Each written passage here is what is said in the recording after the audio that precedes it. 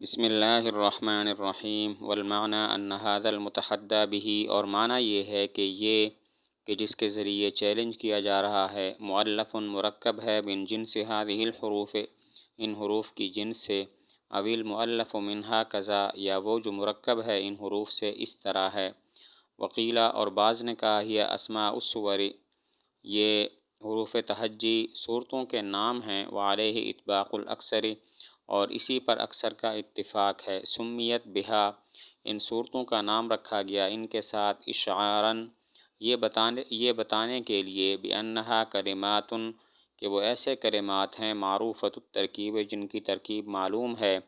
Flu لم تکن وحیا من اللہ تعالی، پس اگر یہ وحی نہ ہوتی اللہ تعالیٰ کی طرف سے، لم تتساقط مقدرتهم دون معارضتها، تو نہ ساقط ہوتی ان کی قدرت ان کا معارضہ کرنے سے۔ والمعنی ان هذا، الف لام میم کی ترکیب بیان کی ہے کہ یہ خبر ہے، اس کا مبتدا محذوف ہے جو کہ المتحدی بہ ہے، اور تقدیر عبارت ہے المتحدی بہ مؤلف من جنس هذه الحروف، یا پھر الف لام میم وغیرہ یہ مبتدا ہیں اور ان کی خبر محذوف ہے، اور تقدیر عبارت ہے المؤلف من هذه الحروف متحدن به۔ اور دونوں صورتوں میں مطلب یہ ہے کہ وہ کہ جس کے ذریعے تمہیں چیلنج کیا جا رہا ہے وہ ان حروف کی جنس میں سے ہے۔ اگر یہ اللہ تعالیٰ کی طرف سے وحی نہ ہوتی، تو اگر یہ اللہ تعالیٰ کی طرف سے وحی نہیں ہے تو تم اس جیسی ایک صورت لا کر دکھاؤ۔ تو الف لام میم مؤلف من جنس هذه الحروف کی تعویل میں ہو کر یا تو خبر ہے مبتدا محذوف ہے، اصل میں ہے المتحدی بہ مؤلف من جنس هذه الحروف، یا یہ الف لام وغیرہ مبتدا ہیں اور ان کی خبر محذوف ہے، اصل میں ہے المؤلف من هذه الحروف متحدن به۔ دونوں صورتوں میں مطلب یہی ہے کہ وہ چیز کہ جس کے ذریعے تمہیں چیلنج کیا جا رہا ہے وہ ان حروف کی جنس میں سے ہے۔ وقیل ہی اسماء الصور، الف لام میم وغیرہ کے بارے میں ایک قول تو گزر چکا کہ ان سے مراد ان کے مسمیات ہیں، اور یہ اسماء ہیں، اور ان سے مراد ان کے مسمیات ہیں، حروف مبانی ہیں۔ اور دوسرا قول یہ ہے کہ یہ ان صورتوں کے نام ہیں جن صورتوں کے شروع میں یہ واقع ہیں، اور اکثر مفسرین کا اس پر اتفاق ہے۔ مثلا سورہ بقرہ کا نام ہے سورہ الف لام میم،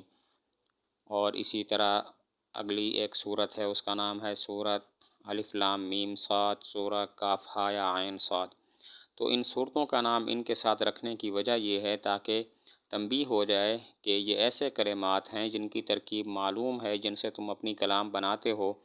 اگر یہ اللہ تعالیٰ کی طرف سے وحی نہ ہوتی تو تم اس کا مقابلہ کرنے سے عاجز نہ آتے۔ الف لام میم وغیرہ کے بارے میں ایک قول تو گزر چکا کہ یہ اسماء ہیں اور مراد ان کے مسمیات ہیں، اور دوسرا قول یہ ہے کہ یہ ان صورتوں کے نام ہیں جن صورتوں کے شروع میں واقع ہیں۔ اس پر اکثر مفسرین کا اتفاق بھی ہے۔ صورتوں کا نام ان کے ساتھ رکھا گیا اس بات پر تنبیہ کرنے کے لیے کہ یہ ایسے کلمات ہیں جن کی ترکیب معروف و مشہور ہے، اگر یہ اللہ تعالیٰ کی طرف سے وحی نہ ہوتی تو تم لوگ اس کا مقابلہ کرنے سے عاجز نہ ہوتے۔ واستدل علیہ، اور اس پر استدلال کیا گیا، بأنہا بئیں طور کہ لو لم تکن مفہمۃً،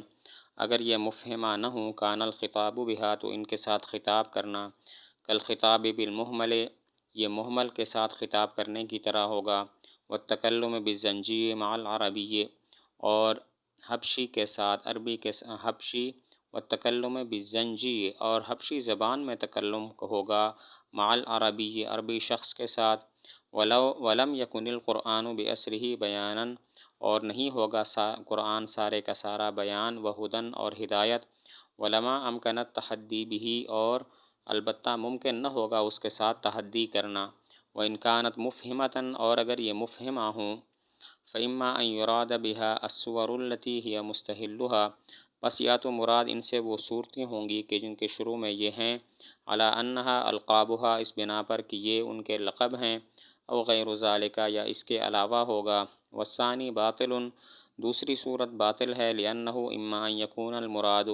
اس لیے کہ یا تو مراد ہوگی ما وضعت لہو فی لغت العرب، جس کو وضع کیا گیا ہو ما وضعت لہو فی لغت العرب، وہ معنی ہوگا کہ وضع کیے گئے الفاظ جس کے لیے لغت عرب میں وظاہر انہ لیس کذالک، اور ظاہر ہے کہ ایسی بات نہیں ہے، او غیرہ یا اس کا غیر ہوگا، وہو باطل، اور یہ باطل ہے، لأن القرآن انزل علی لغتہم، اس لیے کہ قرآن نازل کیا گیا ان کی زبان پر، لقولہ تعالی، بوجہ اللہ تعالیٰ کے اس قول بلسان عربی مبین کے، فلا يحمل على ما ليس في لغتهم، پس اس کو محمول نہیں کیا جائے گا اس چیز پر جو ان کی لغت میں نہیں ہے،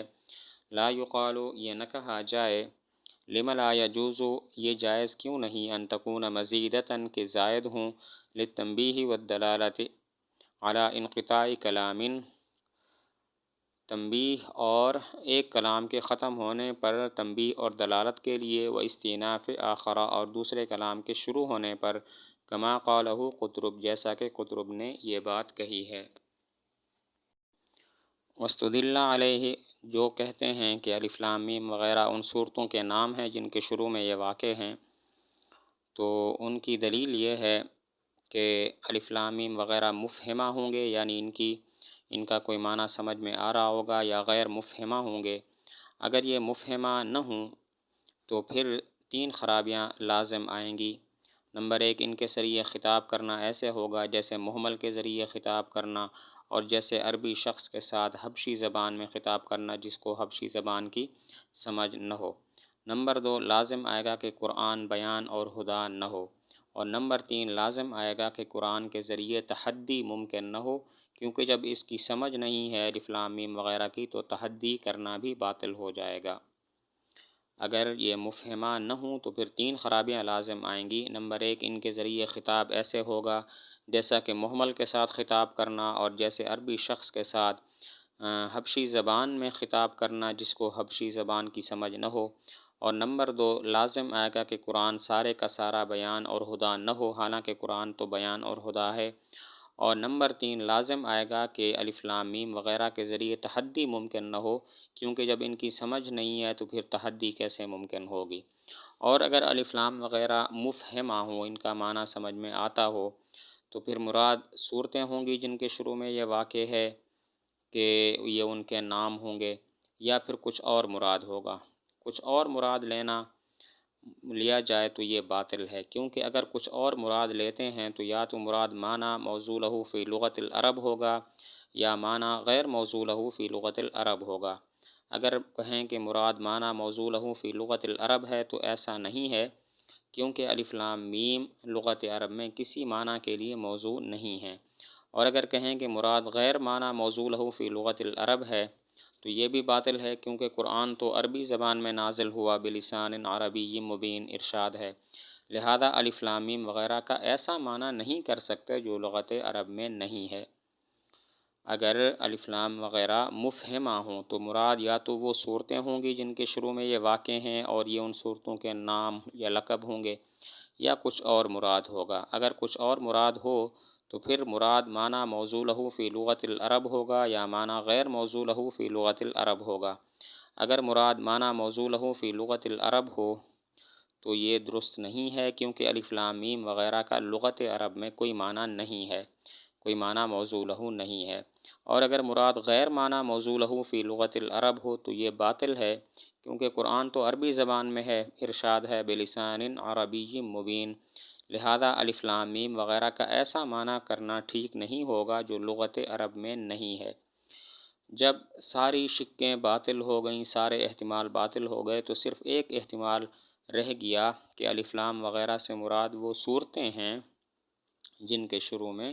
یہ واقع ہیں۔ تو ثابت ہوا الف لام میم وغیرہ ان صورتوں کے نام ہیں جن کے شروع میں یہ واقع ہیں۔ لم لا يقال لم لا يجوز، جو لوگ کہتے ہیں کہ الف لام میم وغیرہ صورتوں کے نام ہیں، انہوں نے اپنی دلیل میں یہ کہا تھا کہ اگر یہ مفہمہ نہ ہوں تو پھر 3 خرابیاں لازم آئیں گی، تو یہاں سے ان پر اعتراض کرتے ہیں۔ اعتراض کا حاصل یہ ہے